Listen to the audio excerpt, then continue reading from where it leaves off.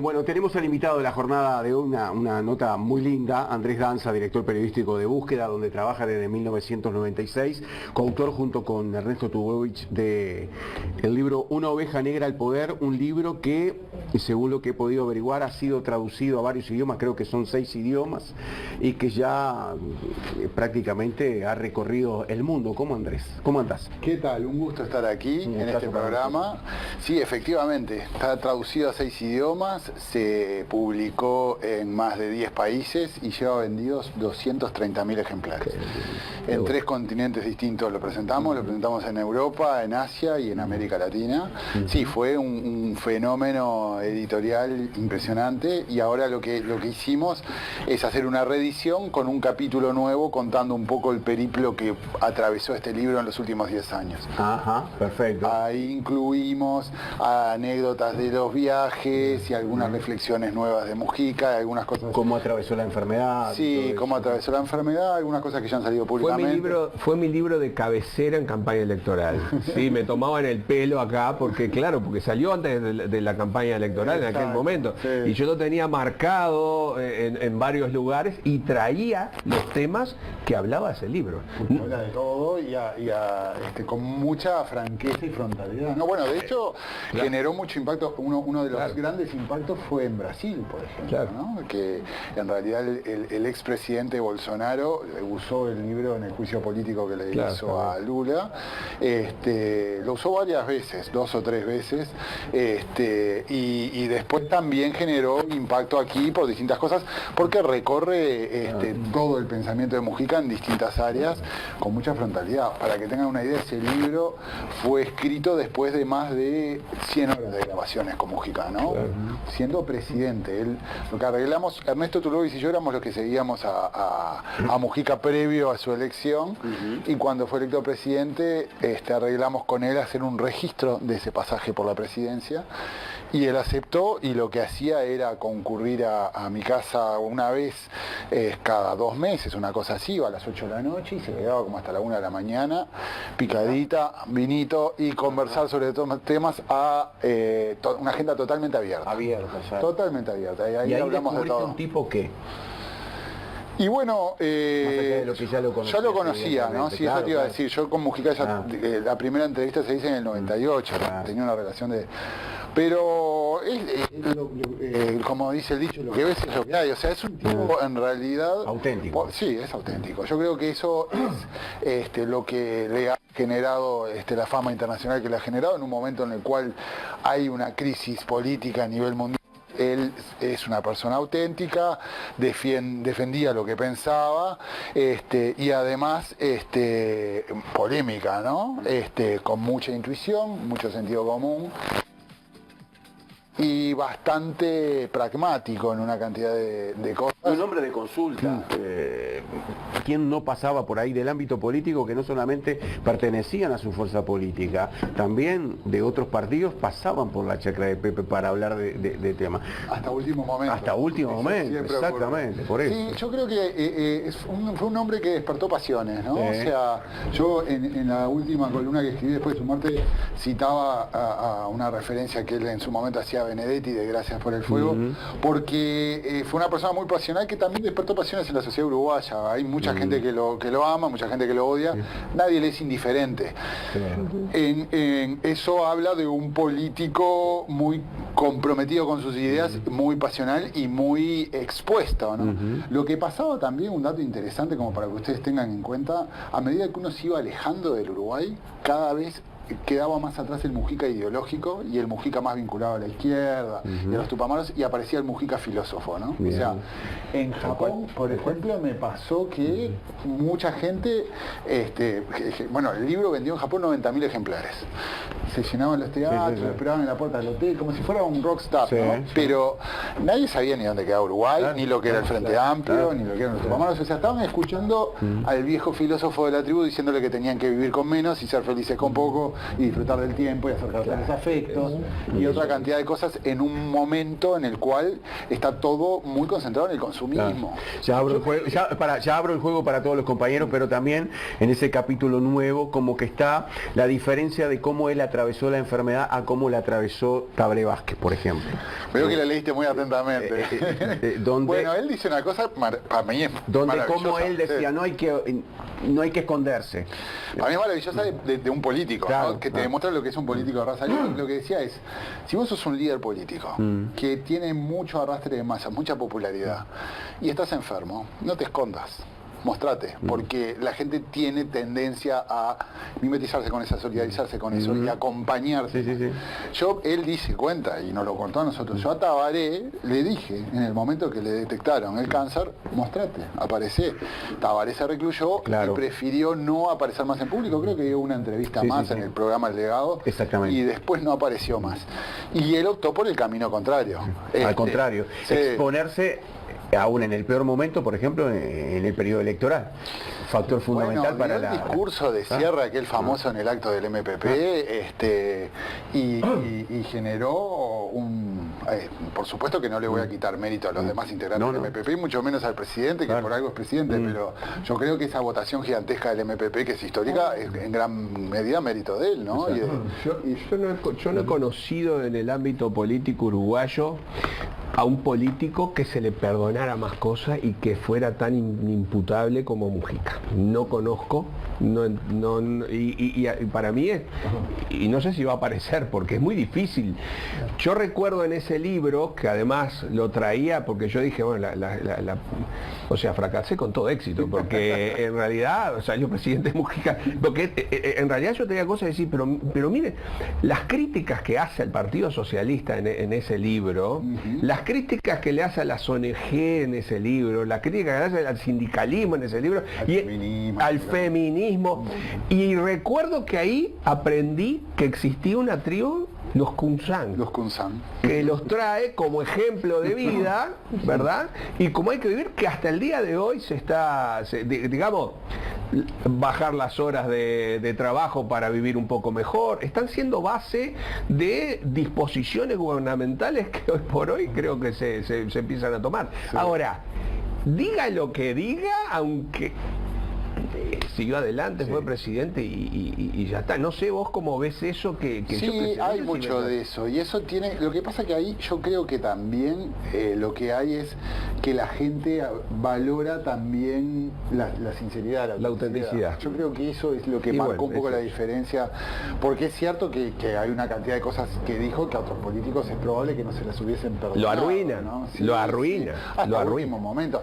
Acuérdense que en la campaña electoral tuvo una salida un poco de tono con el tema de Blanca Rodríguez a último momento, que todo el mundo dijo esto le va a quitar voto y no, seguía sumando votos del MPP, o sea, eso es una realidad. Creo que eso pasa también con los grandes liderazgos y Mujica logró una sintonía muy particular con sus votantes y con su pueblo, ¿no? Que eso se ve en el punto que nadie lo daba como futuro presidente, todo el mundo lo veía como una persona muy campechana y muy particular. Me acuerdo una vez, hace muchos años, yo efectivamente estoy hace 30 años trabajando en búsqueda, entré joven, se me cayó la cédula, pero tenía 19 años cuando entré, pero le hice al Sordo González, gran politólogo, una entrevista en el año 2001, 2002, y le pregunté por Mujica y el Sordo González me dijo, Mujica es como Carlos Julio Pereira y como Hugo Batalla. Personas muy queridas por los uruguayos, pero que nunca va a llegar a ser presidente. Y después, mucho tiempo después, me equivoqué feo, porque en realidad iba para otro lado la jugada, pero era visto un poco como eso, ¿no?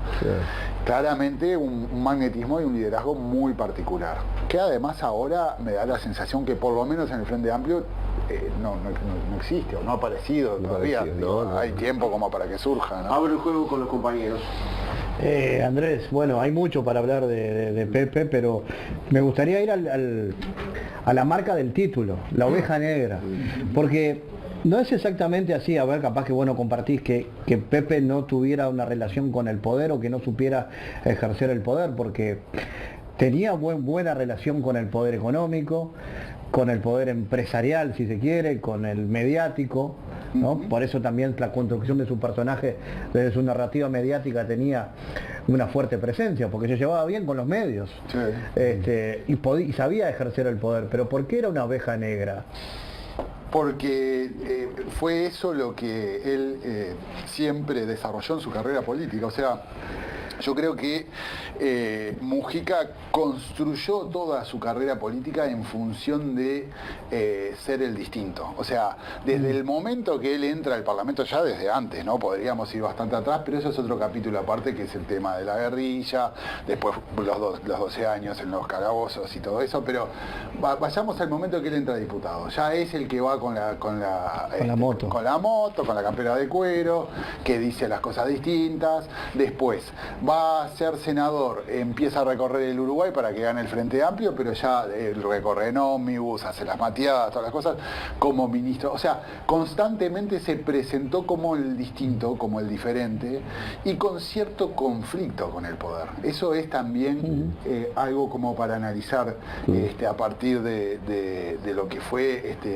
Mujica, porque Mujica siempre renegó del poder, más allá de que lo haya ejercido, y efectivamente se rodeó en su círculo más cercano, incluso de amistades, tenía desde empresarios de primera línea hasta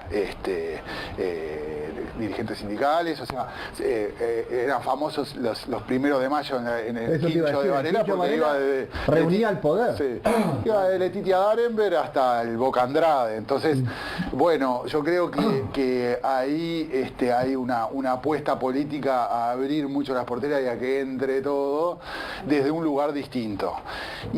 Peronismo a la uruguaya. ¿Sabes qué? Es mi definición del MPP hoy por hoy. Sí, el otro día me lo dijeron. Y bueno, ¿en serio? Sí. Me lo escucharon a mí entonces. ¿Sabes qué? Me lo dijo en una entrevista Fernanda, cosa que después... Fernanda, que está acá. Ahí me lo escuché, seguro. Es así. Sí, creo que igual ahí hay una diferencia entre Uruguay y Argentina, que es que yo creo que Uruguay tiene mucho menos grieta. Sí, claro. Esa es la uruguaya, por eso esa es la uruguaya. Porque estas cosas que ahora yo los escuchaba antes de entrar, que están pasando con Cristina, yo creo que en el Uruguay es medio impensable. O sea, para que ustedes tengan una idea... Bueno, pasó la semana pasada cuando fueron 3 expresidentes de la República. Sí. Y cada vez que... hasta último momento me consta, estuvo hablando con la calle Pou. Exactamente. Que supuestamente se llaman mal. La calle Pou y Mujica se juntaron mucho más veces de lo que la gente se piensa. Y tenían mucho más diálogo de lo que la gente se piensa. Que además, debo decir, yo sé que a ellos dos no les gustaba mucho, Mujica no está para... Pero la calle Pou me puede decir, pero yo creo que en veredas totalmente distintas tienen parecidos en formas de ejercer el liderazgo y de ejercer la política, porque son muy pasionales los dos, porque son muy vocacionales los dos, y porque muestran también mucho el tema ese de la autenticidad. O sea, la calle Pou del otro lado, la calle Pou también en un momento decían, no va a llegar a ser presidente porque vive en un barrio privado. Y él dijo, yo vivo en un barrio privado y voy a llegar a ser presidente, y nunca se fue del barrio privado ni dejó de mostrar eso. Bueno, ahora se fue, ahora está en Carrasco. Sí, claro, pero en la campaña. Pero yo creo que eso son enseñanzas que quedan, y bueno, que en el libro están reflejadas, porque como muy bien decís, habla de todo y lo habla como una oveja negra que entró en ese mundo, y además lo observa con cierto cero protocolo y con cierta sorpresa de algunas cosas que ve también, ¿no? Alberto, te quiero preguntar sobre algo. Yo no lo leí de la nueva edición, pero acá los compañeros mandaron un resumen, y hay algo que me ha llamado mucho la atención y quisiera tu opinión. Hablando del libro, yo cuando presento el libro, El socialismo en el penal de Punta Carreta, cuento que una de las claves que yo creo es por qué se vende tanto, por qué tanta repercusión, es porque cuando me enteré de esa historia, en el 73, digo, ustedes vivieron en el socialismo, y ahí viene el nombre del libro, porque claro, que pasara eso llama la atención con lo que pasa ahora, que no pasa nada. Yo en las charlas digo, mira, por momentos hay una pátina media gris en el mundo, incluido Uruguay, en lo que tiene que ver con las ideas, en lo que tiene que ver con los cambios. Y yo veo que te planteó, y tú lo contás en el libro, Mujica, cosas que van colindando con esto que yo planteo, el por qué este otro libro que llama tanto la atención. Dice Mujica, fue muy poco lo que pude hacer para terminar con las injusticias. Las cosas siguen incambiadas. No supe cómo hacerlo. Me voy con eso atravesado. Hice apenas lo que pude y sirvió para muy poco. Creo que por momentos veo que estamos en un momento donde no pasa nada, en general el inquietismo. Que Mujica que quería hacer cosas, te haya contado esto, bueno, entiendo más todavía porque este otro humilde libro que yo saqué llama tanto la atención como en un momento tan difícil, un grupo de compatriotas armaron eso tan increíble como por momentos vivir en el socialismo. Eso lo tenía bastante angustiado los últimos días, las últimas semanas. Bueno, él me convocó a mí el 2 de enero, 3 de enero, el 1 de enero creo que fue, y recibí una llamada del celular, que yo no estaba con el celular, me dejan un mensaje, lo voy a escuchar después, lo tengo guardado el mensaje, y me dice: hola, te habla Pepe, necesito que me vengas a ver porque te quiero decir algo importante. Dije, ¿qué lo ha pasado? Lo llamé inmediatamente, era un sábado, un domingo, y me dice: venite el lunes que tenemos que conversar. Y le digo, bueno, pero no me dejes todo el fin de semana así. Digo, ¿qué pasó? Y me encajó de una: me estoy muriendo. Y le dije, bueno, Pepe, está, sí, con tu edad, todos también están muriendo, no sé qué. Me dice, no, me estoy muriendo, esta vez me estoy muriendo, tengo que hablar con eso y lo voy a comunicar al mundo y quiero comunicarlo a través tuya, así que te voy a pedir que venga. Y allá marché para la chacra un martes de mañana, me acuerdo, y cuando llegué estaba sentadito esperándome, Lucía en la cocina, y de entrada nomás me dijo, me hicieron un estudio, tengo metástasis por todo el cuerpo y me estoy muriendo y me quiero despedir de mis compatriotas. Fue muy dura esa charla, ¿no? Obviamente, él entero, Lucía estaba un poco más afectada, pero a partir de ahí también empezamos a hablar de otra cantidad de cosas que justamente él tenía también como medio atragantadas, y dentro de esas cosas también estuvo el tema de qué es lo que yo pude hacer y qué no. No era la primera vez que lo decía, capaz que fue la forma que lo dijo, la vez que lo dijo más directamente, pero eso sí le pesaba. Creo que también ahí hay otro tema, eso es el Uruguay, yo creo que eso trasciende a los gobiernos también, ¿no? Más allá de que algunos puedan hacer más, otros puedan hacer menos. Yo lo que veo es que todos los presidentes, los conozco a todos de la restauración democrática hasta ahora, he hablado con todos, dan el máximo para lograr. Se frustran, porque es muy difícil. Porque una frase, no me acuerdo si fue de Sanguinetti o de la calle Herrera, que dice, se hace lo que se puede, no lo que se quiere. Y es exactamente. Sí, no me acuerdo quién fue, pero... Y en ese poder, muchas veces se dice la soledad del poder, cuando está el presidente. ¿Él sintió esa soledad o siempre fue un tipo que trató de rodearse?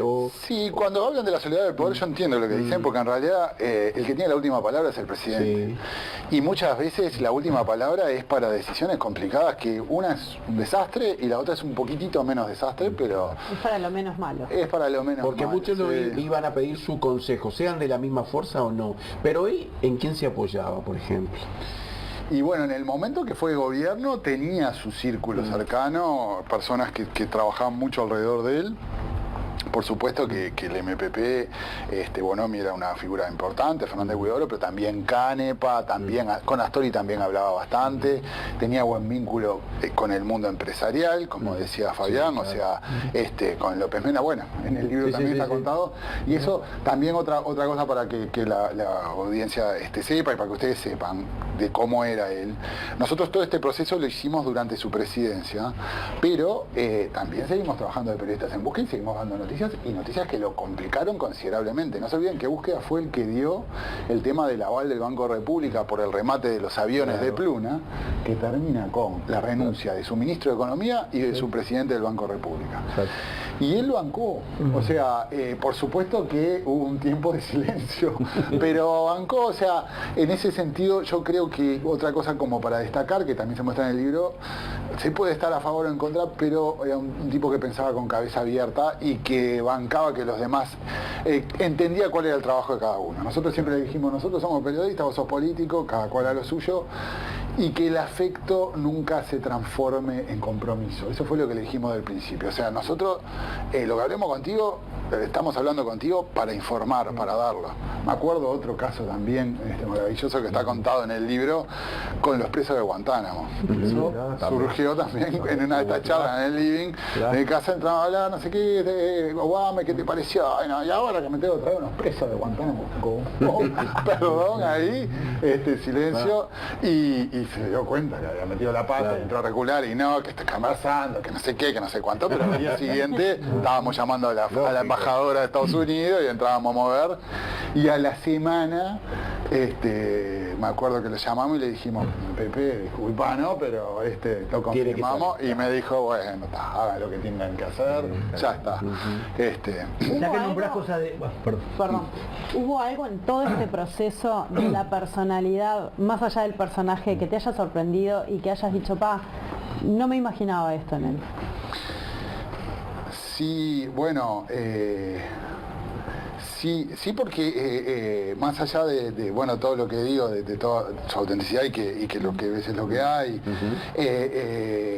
al ser una persona muy pasional, hubo algunos momentos de enojo, le duraba poco, pero era una persona también que se enojaba en algunos momentos, sobre todo cuando viajábamos por el mundo. Algo cuento, después voy a hacer en un tiempo, creo que va a salir en mayo, otro libro que lo voy a hacer yo solo, con más segunda parte y con todos estos 10 años, pero más detallado y con...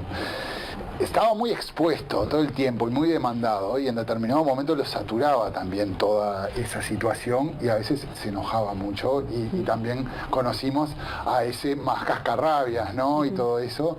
Y después otra cosa es su dolor, que diría que es de las angustias más grandes que le vi por no haber tenido hijos. Eso a mí me impresionó porque... más allá de que era una persona, por supuesto, afectuosa cuando veía y todo, pero siempre era muy distante y mostraba, pero no tanto. Pero el tema de los hijos y todo eso fue un tema que me impresionó. En él y Lucía no pudieron tenerlos porque en el momento que podían tenerlos estaban presos. Exactamente. Ya que recién nombraban a la presidenta argentina, yo recuerdo una anécdota cuando Macri lo invita a Mujica al Colón, una actividad de tango que fue especialmente Mujica. Le molestó mucho a Cristina Kirchner, y cuando Cristina vino a verlo le trajo de regalo un bandoneón y le dijo, ¿para qué no vayas más allá? Que yo con la excusa del tango, no sé qué historia. Pero en la última etapa Cristina fue a la chacra a verlo. Vino una vez. Sí, claro. Ahora, hace poco tiempo. ¿Cómo fue esa relación en lo que vos sabés? En la cosa personal, te digo, más de lo político. Está, la famosa frase desubicada totalmente. Esa estupidez de decir eso y la estupidez de quien estaba allí en seguridad, dejar el micrófono abierto. Esas cosas que pasan en Uruguay también, ¿no? Sí. Eso no fue una emboscada como le hicieron a Valle, que sí fue una emboscada, fue una estupidez del funcionario que estaba al frente. Del momento, entonces, ¿cómo era eso en lo personal, te digo, no en lo político? Una cantidad de cuestiones relacionadas que ahora estoy también reconstruyendo con Cristina, que voy a incluir en el próximo libro. No tenía una relación especialmente afectuosa. La persona realmente cercana del exterior a Mujica, que lo quería muchísimo como un amigo, era Lula. Sin lugar a dudas. Con Cristina... Sí. de hecho, la última vez que vino, esa noche me llamó por teléfono para contarme, que yo me acuerdo que lo publicamos en redes, en búsqueda y todo, y me dijo, yo sé por qué viene esto, me está haciendo mi velorio anticipado, me están sacando fotos conmigo, pero él no le gustaba el concepto de, primero, dos cosas que no le gustaban y que siempre lo rechinaban, que además lo dijo, los políticos que hacen demasiado plata. Claro. O sea, si te gusta la plata no te metas en política, decía, eso no le gustaba. Y después, que con eso también se molestó al final de su vida con Evo Morales, los políticos que se eternizan en el poder. O sea, los que no se van de los gobiernos y vuelven y no dejan. Él en una de las últimas entrevistas dijo que no mucha polémica, le dijo que se vaya, que deje a los demás. Él siempre dice que el que mejor es el que deja una barra que lo mejore. Sí. Y me acuerdo que una de las conversaciones de las últimas también que tuvimos sobre el tema de Evo, me decía, no entendieron nada. O sea, realmente hay que cumplir el ciclo y hay que decir, alguien que convengamos que hasta el último día de su vida hizo política, sí, claro. Pero tuvo la posibilidad de ser candidato presidencial en el 2019, me consta, y se bajó, y entre otras cosas se bajó, él decía, por dos motivos, yo creo que había más, pero uno era que no quería dividir a los uruguayos porque él presentía y veía que generaba muchos amores y muchos odios, y eso iba a fomentar la grieta, y otro era como para dejar también a las nuevas generaciones. Creo que él igual intuyó que el Frente Amplio iba a perder también, ¿no? Y no quería quedar tampoco, capaz que él no perdía, pero... A mí me da la impresión, y quiero que vos me digas o no sé, que el MPP y el Partido Comunista de alguna manera se habla como que es la izquierda intransigente, la radical, históricamente. Y que eso pudiera no gustarle y por eso apareció un Yamandu Orsi que no es, digamos, que tiene esa imagen, apareció una Blanca Rodríguez también, y por eso hablo del peronismo uruguayo.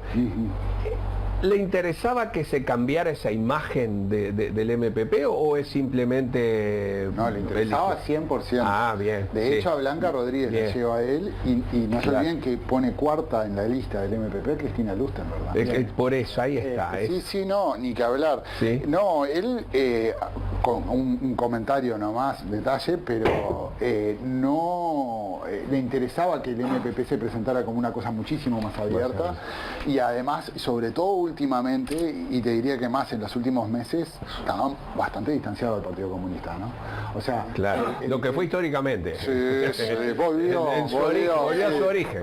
Tampoco son cosas distintas, Blanca Rodríguez a Yamandu. Sí. Uno fue 2 veces intendente, fue un militante político desde siempre, y Blanca Rodríguez recién ingresa a la actividad política partidaria. Son cosas muy distintas. No, pero la pregunta por el tema de... Desde ese lado, claro, son distintos, pero desde el lado de...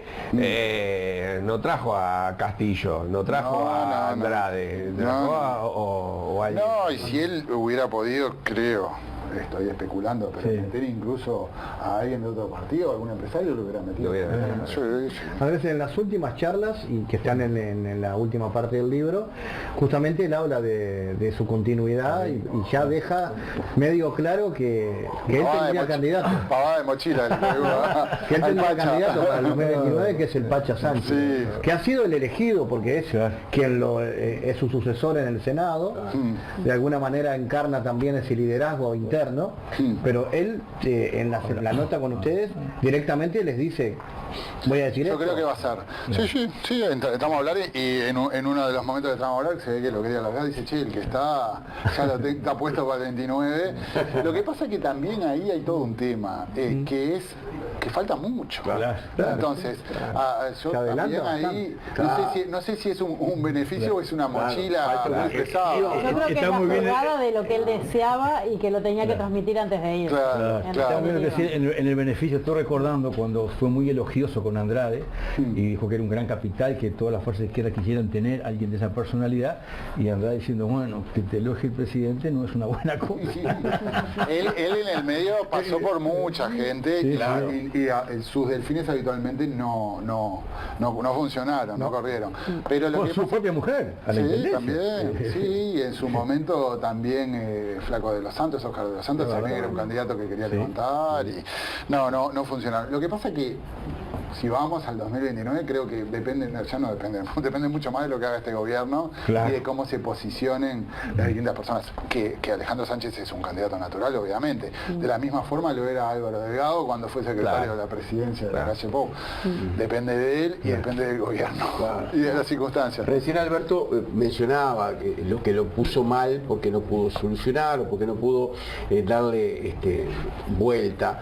El tema de los desaparecidos, por ejemplo, bajo su gestión, eso también lo frustró, eso también de alguna manera lo martirizaba, que de repente la gente podía esperar un poco más. Sí, es una cosa, un tema delicado, ¿no? De hecho, una de las últimas polémicas también fue a partir de una entrevista que dieron en un libro donde Lucía Topolansky dice que eso generó mucha polémica.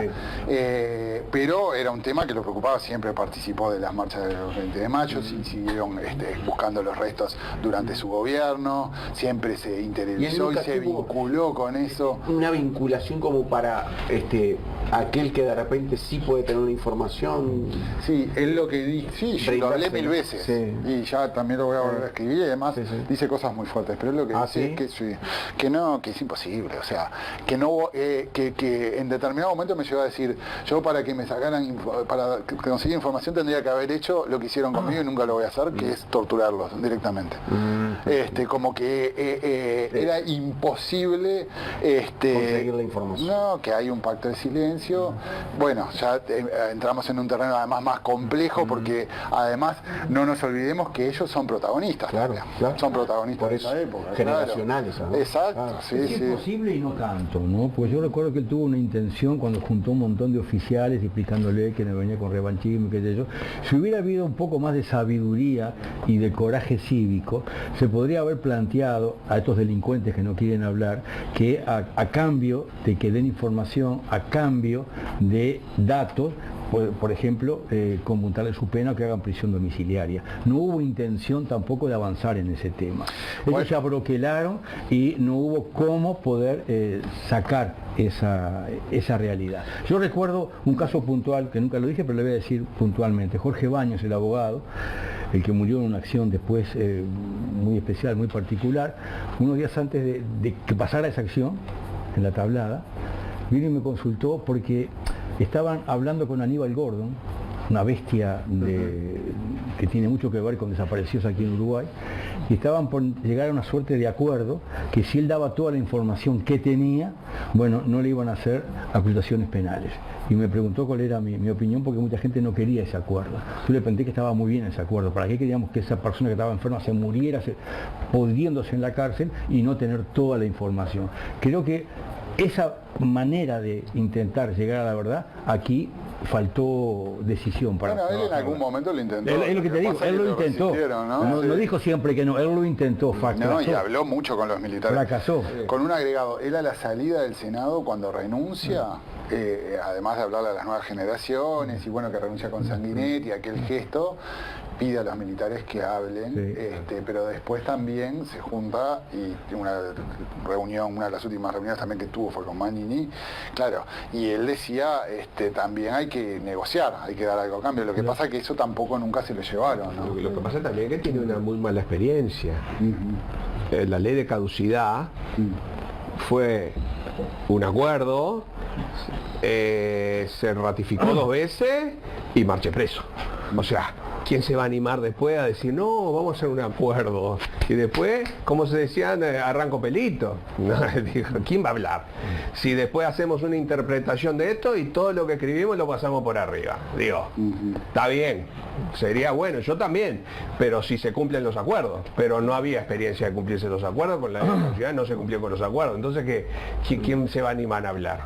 Con todo respeto digo, para poner al lugar donde me parece que hay que dejarlo. Andrés, un placer. Muchas gracias por venir. Un gusto y estoy a las órdenes. Arriba. Gracias. Impecable y éxito con el libro que ya le están teniendo. Lo tengo que comprar de vuelta, entonces me falta un capitulito más. Capítulos interesantes que te van a interesar. Claro. Sale otro. Y seguro va a encontrar elementos para hacer campaña para que no voten. Claro, No, claro. y hice todo lo Ahora, posible. Yo soy como Mujica, Sí, sí, auténtico. Fracasó auténticamente. Él intentó.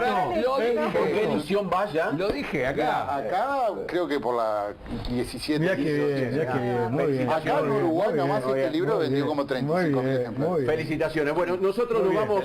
¿A dónde? Cerramos la nota con el fiscal Ricardo, ya que estamos con estos temas. Sí. El fiscal Ricardo Percival asistió al Parlamento para explicar la acusación que hizo sobre el prosecretario de la Presidencia, Jorge Díaz. Vamos a... ¿Qué pasó? A esta hora